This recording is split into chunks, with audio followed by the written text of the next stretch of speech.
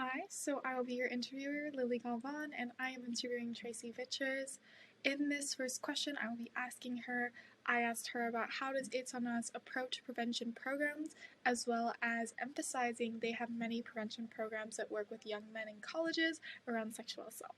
Thank you for watching. So what It's On Us does that I think is unique is we go directly to the students themselves when we are building prevention education programming. So for example, we will hold focus groups, we'll do surveying, we'll conduct interviews with students on college campuses to get a better sense of what are they learning about the issues of consent, sexual assault, dating violence, how to be an active bystander, how to support survivors, and hear from them about what they're learning and what they would want and what they feel they're missing in that education and what they feel is flawed about that education that they might be receiving. And to your point, what we hear pretty often from men on campus is that they don't feel that the education that they're being given resonates with them because they either don't see themselves as potential perpetrators, they see themselves as good guys, which frankly, based off of the research, the vast majority of young men on college campuses will never commit an incident of sexual assault. 90% of college campus sexual assaults are committed by only about 5 to 6% of the male student population who are repeat perpetrators. And so part of why we really focus on talking to young men is that the vast majority of them are good guys, but no one's ever talked to them about, hey, if that girl's too drunk, she can't consent. So you need to go and stop your buddy from taking her upstairs. Or, hey, your buddy's saying something inappropriate in the locker room after lacrosse practice about girls. What do you say to him if you feel uncomfortable and know that what he's saying is wrong or inappropriate? And so we really talk to students on campus and especially young men about what are the skills that they want to develop around these issues? What knowledge do they feel like they don't have? And what are the best delivery mechanisms for them to actually be able to learn and not just learn, but truly hear and then actualize the lessons and their own behavior that we're teaching them? And that goes a really long way just to sit down with a group of college students and say, hey, what do you know about consent? Opens up the door for really incredible and frank conversations about what they do and don't know and what myths we have to, tackle in our education and how do we approach these conversations from a way that is relatable and accessible and helps all students, but especially young men, feel called in and empowered to do something about it rather than called out and named and blamed and shamed, which is unfortunately what so many prevention education programs do. So true. Oh my God. I love Thank you for giving your statistics because I did not know that. I did not know that 5 to 6% are not usually male. Like, that's only the amount in the repeated offenders. Okay, so one of my last questions is that when I was reading about you on your website, you're an active member on the advisory board of Culture of Respect, Every Voice Coalition, and Safe Bay. So for Culture of Respect, can you elaborate on the importance of seeing sexual assault in a preventative perspective versus a mitigating perspective that a lot of schools subscribe to because preventive programs are definitely more cohesive and allows, well, they do their own thing. But can you please comment on that? Absolutely. So I have been on the Culture of Respect Advisory Board for many, many years. The organization was actually born out of my own undergraduate college, Williams College. It was founded by two parents of a young woman who had experienced sexual assault during her time on campus. And I was brought on as an early advisor to help consult with how the organization was going to develop and really sort of take this framework that I think is really, frankly, complementary to what It's On Us does. With It's On Us, we really focus heavily on talking to students themselves and working directly with students in a peer educator format to address the issues of sexual violence prevention and response. Whereas Culture of Respect is really complementary in that they do similarly what we do, but with administrators and talking to administrators about the importance of treating sexual assault from the lens of it being a public health crisis rather than an issue that they have to risk manage. One of the really challenging pieces in the landscape around college sexual assault prevention and survivor support right now is schools are very much think about the issue of college sexual assault as a risk management issue, that they are worried about bad press, they're worried about litigation, they're worried about having a Title IX complaint filed with the Office for Civil Rights. And so there's a lot of what I like to call checking the boxes that happens where they'll say, okay, we're going to put all of our students every year through an online 2 hour long webinar on sexual assault awareness because we're legally required to do so. All right, 100% of students did it. Check that box. They education when that's not actually prevention education. What those programs are, the students are being put through are risk management solutions. If you look at the companies that develop these online programs, they advertise themselves as risk management solutions for colleges and companies. They're not actually prevention education organizations. Whereas an organization like It's On Us or Safe Bay, which does similar to what It's On Us does, but in the K to 12 space, are prevention education programs that are led and directed by students. It's On Us makes all of our decisions because of the needs of students, because of the conversations we have with them, the research that we do with them, visiting them on campus, seeing the work that they're doing, because we realize that students are savvy. They know when they're being risk managed. They know when their school is putting them through something because they're legally required to. And because students know that, they're more likely to turn those lessons out and not pay attention to them. So it actually has the adverse effect of what schools are hoping happens. When you put a student through an online mandatory webinar, the student's going to click through it as quickly as they can to get it done and then move on to the next thing. Whereas if you sit down and you have a meaningful conversation with them about what do they think consent is, or what does it mean to be an active bystander, or how would you support a friend if they disclose to you that they've experienced sexual assault, those conversations are far more meaningful and impactful and will lead to actual like attitude and behavior change more so than a 30-minute or hour-long webinar that students just gloss over, they click through, and they never return to again unless they're forced to. I completely agree, and thank you for saying that because that needed to be said. So one of the few things I noticed about your methodology when using It's On Us and getting out your message is that you heavily rely on social media presence, which is amazing because you have an amazing social media presence. But how Thank do you you. think social media is impactful within outreach methods for sexual assault to get through the youth community that tends to be wanting, well, my generation, like Generation Z, we don't have as much exposure with like the Me Too movement that tended to be like during like when we were younger. So we don't have the same understanding. Not, I'm generalizing, obviously, but what I mean is that for the general population that doesn't really concern themselves with sexual assault, how do you use social media to outreach to them? Social media is an incredibly powerful tool for educating young people. I mean, I don't think you could show me a young person today that doesn't have either an Instagram or a TikTok or a Twitter that they're actively engaging with, right? And what we really see is that young people are looking to social media and particularly trusted sources on social media, like It's On Us, for that content and for that education that they're not getting, frankly, through their schools. And part of what we try to do with our social media presence is to make the education relatable, because oftentimes these conversations can be really dry, they can be really heavy, they can be just, boring even to some degree. If you're just lecturing at students, that's not going to help them learn. Whereas if you can use social media and make reference to popular television or movies that they've grown up with or that they've seen and point out, hey, in Twilight, it's super toxic and really unhealthy, all of these behaviors, that goes a really long way for young people to be able to say, oh, that is a red flag, or that behavior is inappropriate, or that scene in that movie or that point in that book or that television show.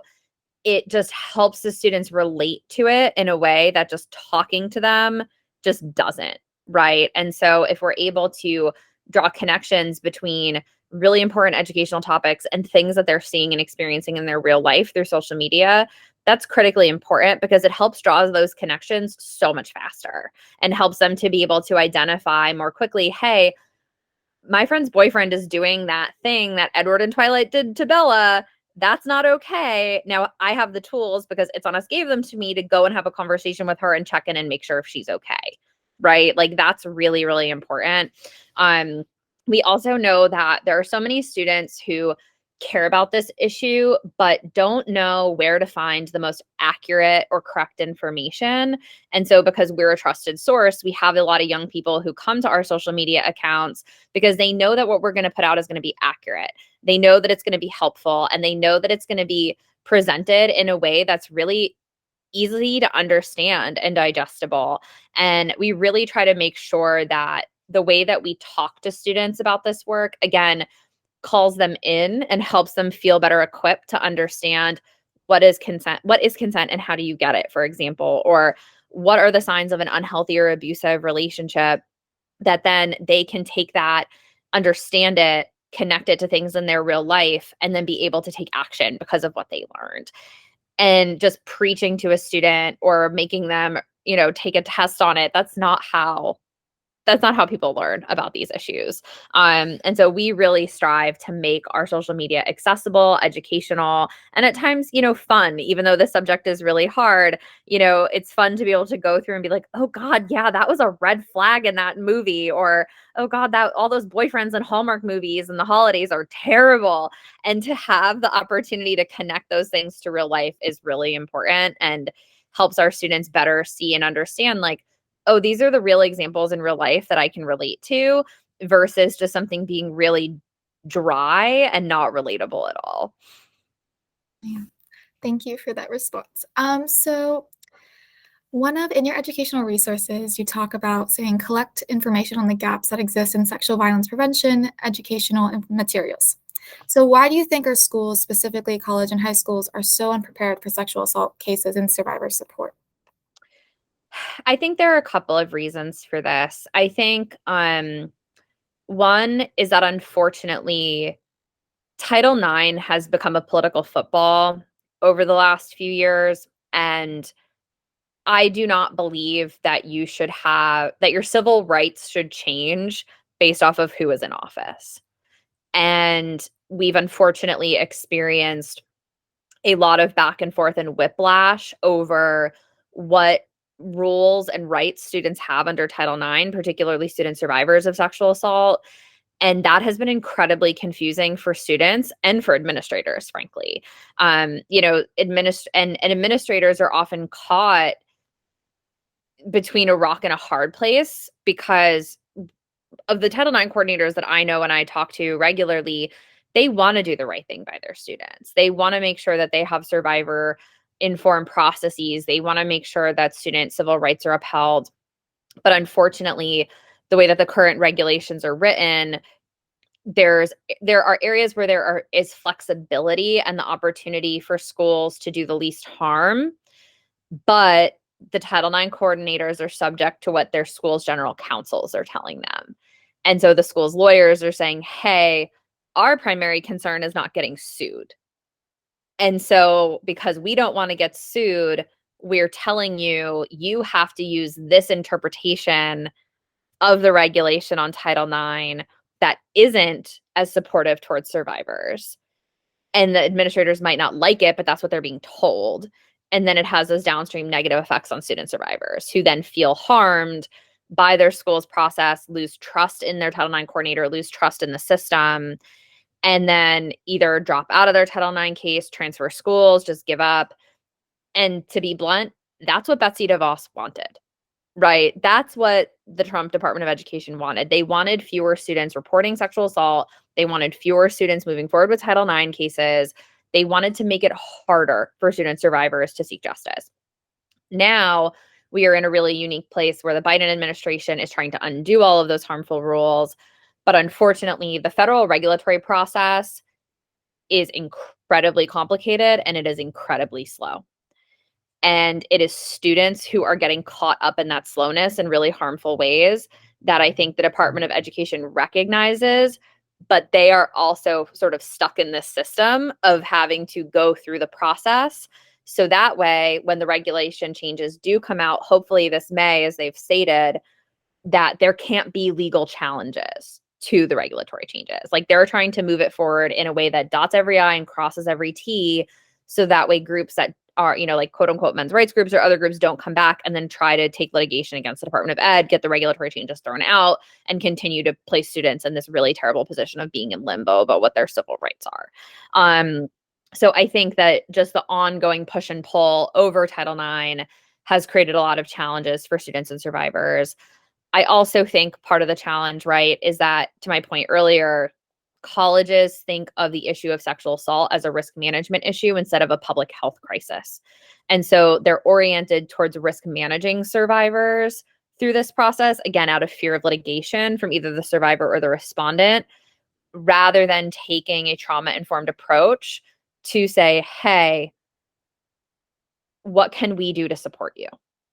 Because right now, if a Title IX coordinator says to a survivor, I am so sorry this happened to you, how can I help you?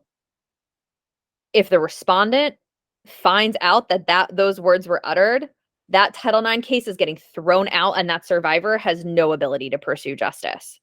Because then that respondent can turn around and say, my Title IX rights were violated because the Title IX coordinator was not impartial when they told the survivor that they were sorry that this happened to them.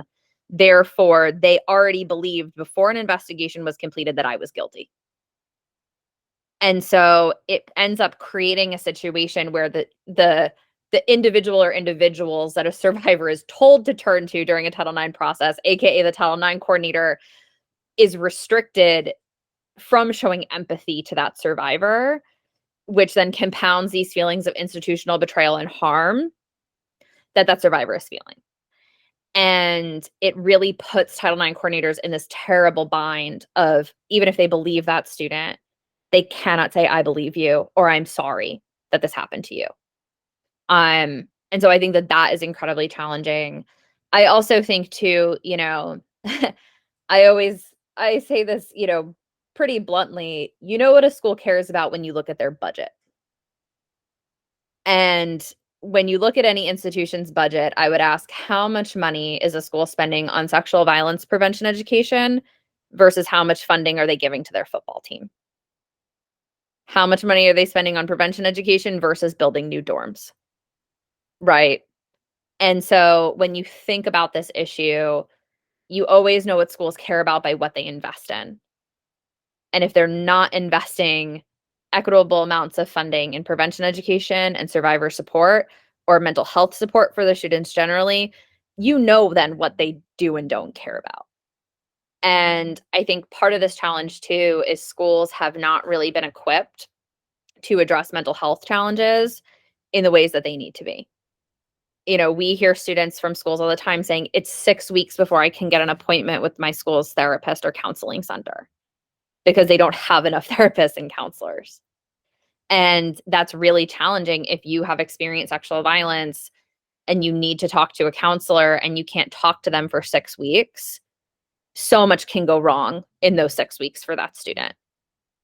And then they end up feeling disappointed, hurt by the system, not supported, etc., in ways that can be incredibly disruptive to that student's education.